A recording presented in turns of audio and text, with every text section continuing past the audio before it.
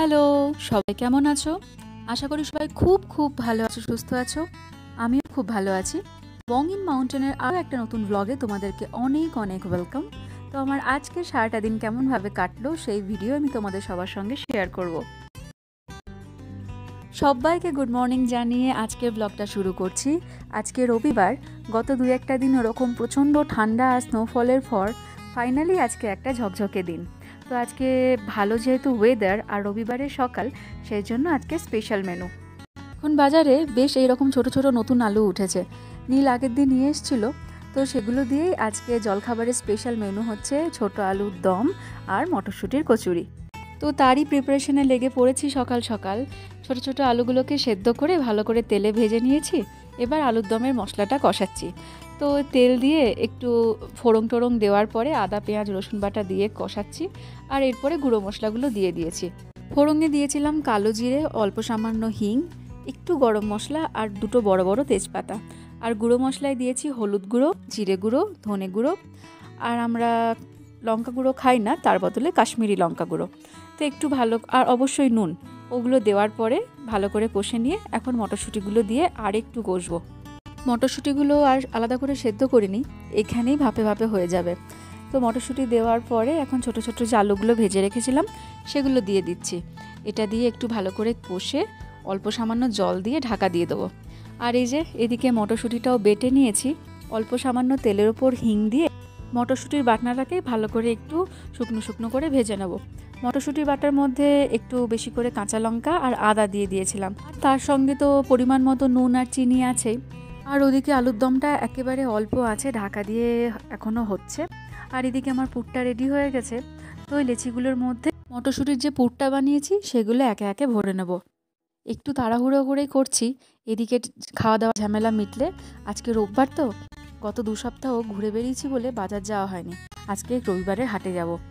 কাল মানেই তো এটা ওটা বিভিন্ন রকমের ভালো ভালো খাবার খেতে ইচ্ছা করে। আর মটরশুঁটির কচুরি সে তো আমার ভীষণই প্রিয়, কিন্তু এই যে বানাতে এত ঝামেলা লাগে সেজন্য আর বানানো হয় না। তো যাই হোক, আজকে ফাইনালি উদ্বোধন হলো। পুরো শীতটাই এখন পড়ে আছে, 2-1 দিন বানিয়ে খেতেই হবে।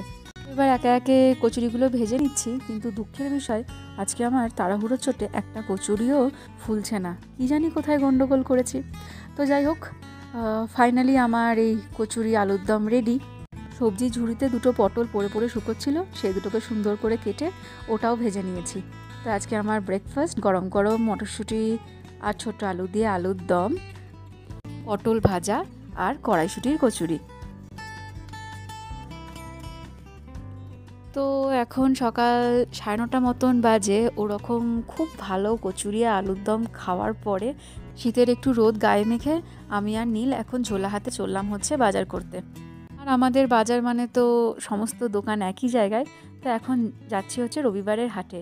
আর বললাম না, আজকে খুব সুন্দর ওয়েদার করেছে, কি ভালো লাগছে চারিপাশটা, এত নীল হয়ে আছে আকাশটা, সত্যিই মনটা ভালো হয়ে যাচ্ছে। তবে বাজারেও আজকে বেশিক্ষণ আর সময় নষ্ট করব না।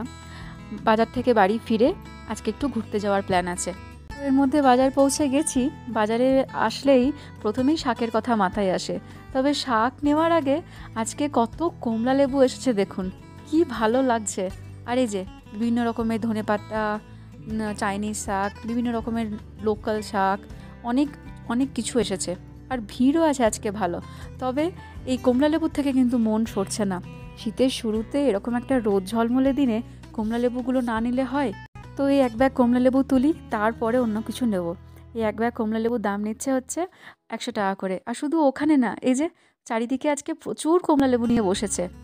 যদিও আজকে সেরকমভাবে বাজারে বেশি কিছু নেওয়ার নেই, তবে এই যে আসলাম বলে এই ভালো টাটকা কমলা লেবুগুলো পেলাম।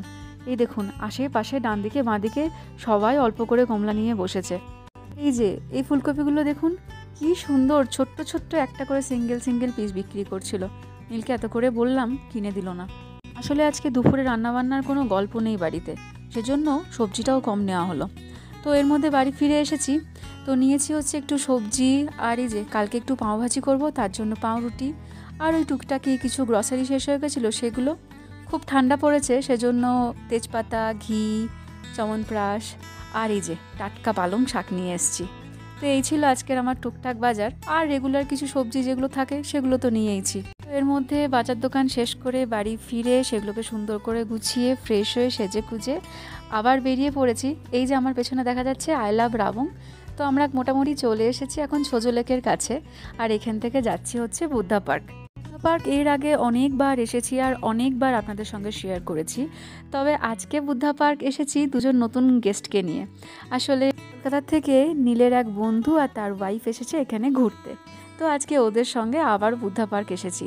আর আমি এতবার বুদ্ধা পার্ক আসি একবারও বোর হই না, আমার খুব ভালো লাগে। জায়গাটাই এত সুন্দর, যতবারই আসি না কেন পুরনো হয় না। আর আজকে তো এরকম রোদ ঝকঝকে দিন করেছে, বুদ্ধা পার্কের চারিপাশটা আরও সুন্দর লাগছে। আজকে বুদ্ধা পার্কে কোনো একটা বিশেষ প্রোগ্রাম আছে, প্রচুর লোকাল মানুষজন তাদের লোকাল ড্রেস পরে এখানে ঘুরে বেড়াচ্ছে। এত শীতের মধ্যেও লোকাল ড্রেস পরে যখন ঘুরে বেড়াচ্ছে তখন বুঝেই নিতে হবে বা ধরেই নিতে হবে এখানে নিঘাত কোনো একটা লোকাল অনুষ্ঠান চলছে। আর এই যে দিনের বেলাতেও এই ফাউন্টেনটা সুন্দর করে অন করা আছে, তার মানে তো শিওর কিছু হচ্ছে। আজকে প্রচুর মানুষ বুদ্ধা পার্কে ভিড় করেছে। সুন্দর দেখাচ্ছে না? এটা দেখে নিয়ে যাব হচ্ছে একটু মূল মন্দিরের কাছে। যদিও সবাই বুদ্ধা পার্ক বলে, তবে আমার এটা মন্দিরের মতোই লাগে। বুদ্ধা পার্কের স্ট্যাচুর নিচে, এই বুদ্ধা স্ট্যাচুর নিচে ভেতরটা সুন্দর করে একটা মন্দিরের মতো করা আছে, আর ওখানে রীতিমতো পুজো হয়। এছাড়াও এর ভেতরে একটা বড় প্রেয়ার হল আছে। এই যে আমার পেছনে যে বিল্ডিংটা দেখা যাচ্ছে কালো মতো দেওয়াল, ওইটা, ওখানেও বিভিন্ন রকমের পুজো বা অনুষ্ঠান হয়ে থাকে। এই যে প্রচুর লামাও চারিপাশে আছেন। আর আমি বলছিলাম না এখানে কোনো একটা প্রোগ্রাম চলছে, বাঁদিকে বিভিন্ন ধরনের ক্যাম্প করেছে।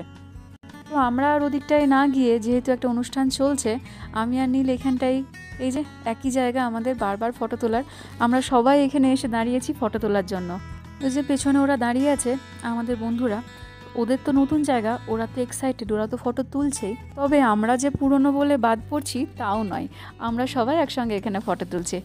যাই হোক চলুন, এসেইছি যখন ওপরে মন্দিরটা থেকে আরও একবার ঘুরে আসি। তবে মন্দিরের ভেতরে কিন্তু ক্যামেরা অ্যালাউড নয়।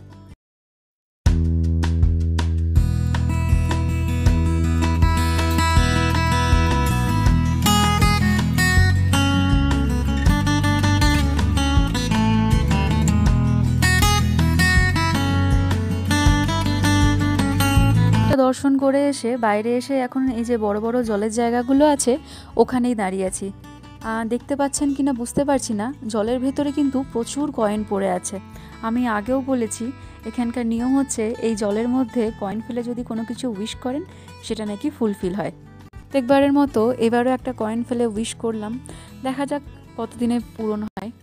আমরা এখানে আরও বেশ কিছুক্ষণ থাকবো, তারপরে পার্কের পেছন দিকটা আরেকটু ভালো করে ঘুরে তারপরে বাড়ির পথে হাঁটা দেবো।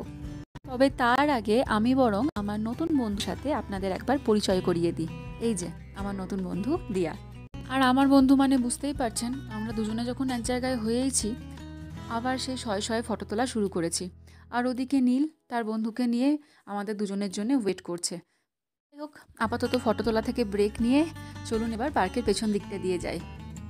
বুদ্ধা পার্কের পুরোটাই ভীষণই সুন্দর, সামনে দিক দিয়ে ঢুকলেও ভীষণ সুন্দর লাগে, আবার এই বুদ্ধা মূর্তির পেছন দিয়ে গেলেও ভীষণ ভালো লাগে।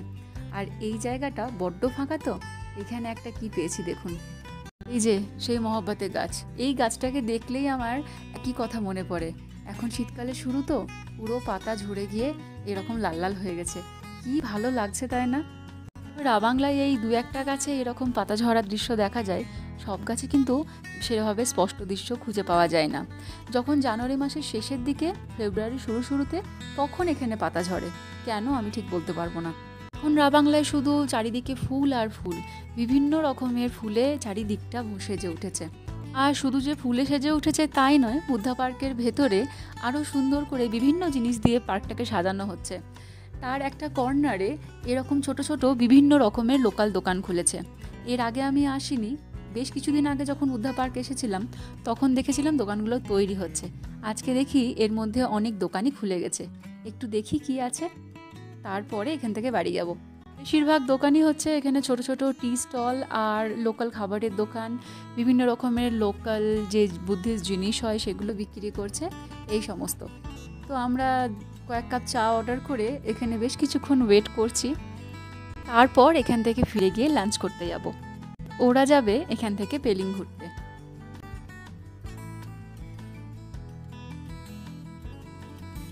এখন বুদ্ধবাগ থেকে চলে এসেছি রাবাংলা মার্কেটে। রাবাংলা মার্কেটে একটা নতুন গিফট শপ খুলেছে, সেখানেই এসেছি।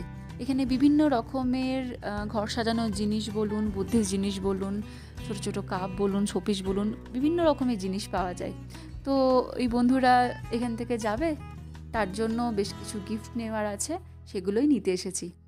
এই সমস্ত দোকানগুলোই তো আসলেই আমার চোখ, মাথা, মন সমস্ত কিছু আটকে যায়।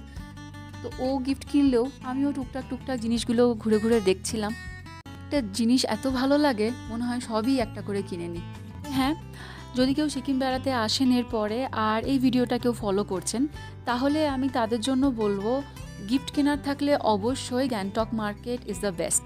সমস্ত জিনিসগুলো গ্যাংটকে এত সুন্দর পাওয়া যায়, এত রকমের ভ্যারাইটিস পাওয়া যায় যে কোনটা নেবেন আর কোনটা নেবেন না বুঝতেই পারবেন না। আর অবশ্যই অন্যান্য জায়গার থেকে গ্যাংটকের দামটাও ভীষণই সস্তা। তো এর মধ্যে কেনাকাটি কমপ্লিট করে আমরা এখন চলে এসেছি খাবার খেতে। বাড়ির কাছে যে রিয়াজ রেস্টুরেন্ট আছে আমাদের, সেখানেই এসেছি। আমরা সকাল সকালে খাবারটা অর্ডার করে দিয়েছিলাম। এখানে যেহেতু আগে থেকে খাবার না বললে দেরি করে বা একটু অসুবিধা হয়, সেজন্য সকাল সকালেই খাবার অর্ডার করেছিলাম।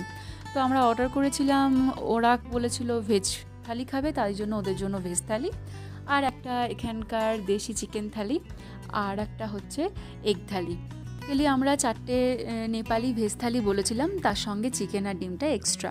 মানে এরা এরকম করেই দিয়েছে।